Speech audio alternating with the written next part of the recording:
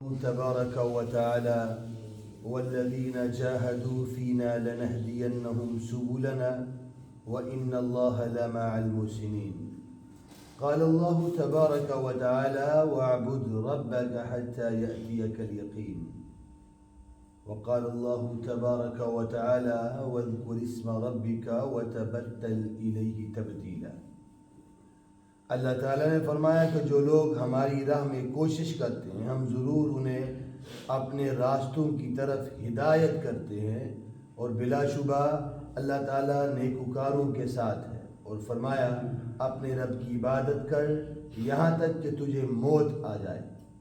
پھر فرمایا کہ اپنے رب کا نام یاد کر اور اس کی طرف یکسو ہو جائے. عن ابی ہریرہ رضی اللہ تعالی عنہ قال قال رسول الله صلى الله عليه وسلم إن الله تعالى قال من عادى لي وليا فقد آذنته بالحرب وما تقرب إلي عبدي بشيء أحب إلي مما افترضت عليه وما يزال عبدي يتقرب إلي بالنوافل حتى أحبه فإذا أحببته كنت سمعه الذي يسمع به وبصره الذي يبصر به ويده التي يبطش بها ورجله التي يمشي بها وإن سألني لأعطينه ولئن استعاذني لأعيذنه. رواه البخاری.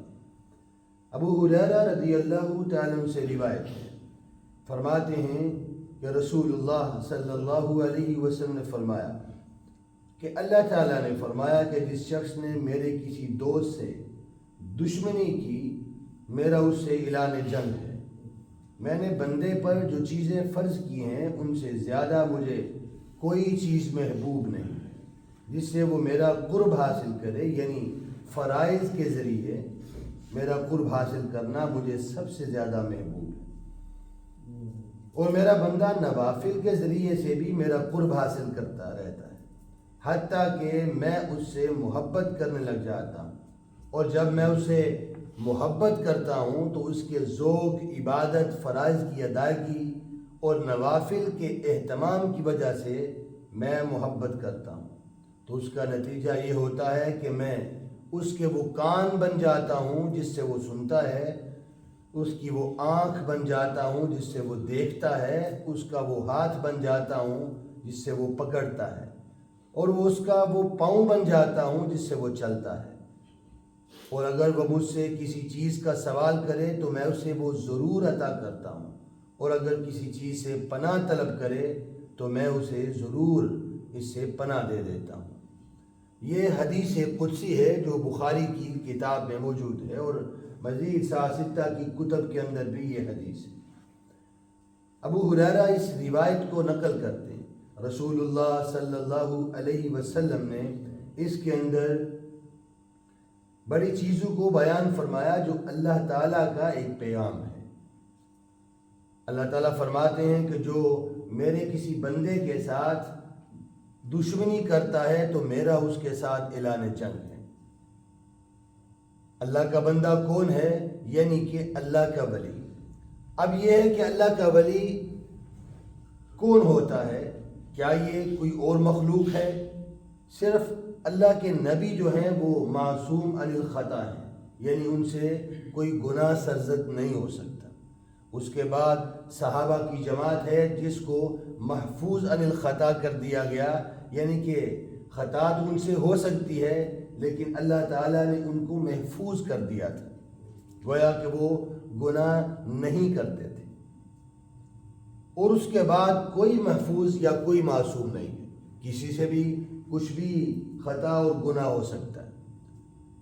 تو اللہ کا ولی اسے کہا جائے گا جو اللہ تعالیٰ کے احکامات کو پورا کرے، بندوں کے حقوق ادا کرے، اور اللہ کے فرائض جو اللہ تعالیٰ نے فرض کیے ہیں اس کو ادا کرے. تو اللہ تعالیٰ کے ہاں وہ ولی ہے.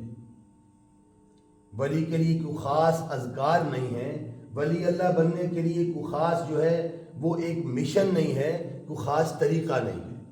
ہر شخص اللہ کا ولی بن سکتا ہے، اس کے لیے جو چیزیں ہیں جو اللہ تعالیٰ کے سامنے درکار ہیں وہ کیا ہیں کہ اللہ تعالیٰ نے جو احکامات نازل کیے ہیں اس کی پابندی کرے، بندوں کے حقوق ادا کرنے کی کوشش کرے، اور جو ہے وہ نوافل کے ذریعے اللہ تعالیٰ کا قرب حاصل کر سکتا ہے۔ تو اللہ تعالیٰ فرماتے ہیں جب بندہ میرے قریب ہو جاتا ہے، اور اللہ تعالیٰ فرماتے ہیں کہ سب سے زیادہ میں بندے سے اس وقت محبت کرتا ہوں جب وہ فرائض ادا کرتا ہے۔ ایک شخص فرائض ادا نہیں کرتا، نوافل ادا کرتا رہتا ہے، تو وہ اللہ تعالیٰ کے قریب کبھی نہیں ہو سکتا۔ اللہ تعالیٰ فرماتے ہیں مجھے فرائض چاہیے جو میں نے تمہارے اوپر نازل کی ہیں، اور وہ فرائض ہم جانتے ہیں کہ وہ فرائض کیا ہیں۔ پھر اللہ تعالیٰ فرماتے ہیں ایک تو فرائض ادا کر لیے، اب مزید میرا قرب حاصل کرنا ہے تو پھر تھوڑے سے نوافل کے ذریعے بھی تم میرا قرب حاصل کر سکتے ہو۔ وہ صرف نماز نہیں ہے، وہ صدقات بھی ہیں، وہ جو ہے اگر حج فرض ہے تو عمرہ سنت ہے، وہ عمرے کے ذریعے بھی اللہ کا قرب حاصل کیا جا سکتا ہے۔ گویا زکوٰۃ فرض ہے تو صدقہ دے کر بھی اللہ تعالیٰ کا قرب حاصل کیا جا سکتا ہے۔ تو جب یہ سارا کام ہو جائے گا، اللہ تعالیٰ کے احکامات آدمی ادا کرنا شروع کر دیتا ہے، تو پھر اللہ تعالیٰ انعام دیتے ہیں۔ وہ انعام کیا ہے کہ وہ کان جس سے وہ سنتا ہے، اللہ تعالیٰ وہ کان اس کے کان بن جاتے ہیں۔ مطلب کیا ہے، اب کانوں سے وہی کچھ سنے گا جو اللہ تعالیٰ پسند کریں گے، ہاتھوں سے وہی چیز پکڑے گا جو اللہ پسند کریں گے، پاؤں سے وہیں جا کے چلنا شروع کرے گا جہاں اللہ تعالیٰ چاہیں گے، آنکھوں کے ذریعے وہیں دیکھے گا جہاں اللہ چاہیں گے۔ یہ اللہ تعالیٰ کی بہت بڑی توفیق ہوتی ہے جو ہر ایک کو عطا نہیں ہوتی۔ تو فرمایا کہ یہ چیزیں تم کر لو تو اللہ تعالیٰ تمہیں اپنا ولی بنا دے گا۔ دعا ہے اللہ تعالیٰ عمل کی توفیق عطا فرمائے۔